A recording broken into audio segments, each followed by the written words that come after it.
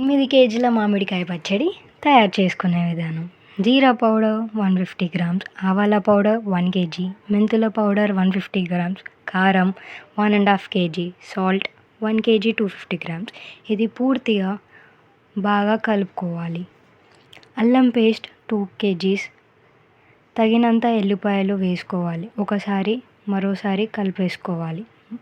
8 కిలోల మామిడికాయ ముక్కలను వేసుకొని మరోసారి కలిపి 4 కేజీల ఆయిల్ని బాగా మరగబెట్టుకొని దానిలో జీలకర్ర, ఆవాలు ఇంకా మెంతులు వేసుకోవాలి. ఆయిల్ కొంచెం గోరువెచ్చ అయ్యాక ముక్కలలో ఆయిల్ వేసుకొని పూర్తిగా కలిసేటట్టు మరోసారి ముక్కలను కలుపుకోవాలి. మామిడికాయ జాడీలో వేసుకోవాలి. 3 రోజుల తర్వాత మరోసారి కలుపుకొని ఫైనల్గా మామిడికాయ పచ్చడి రెడీ.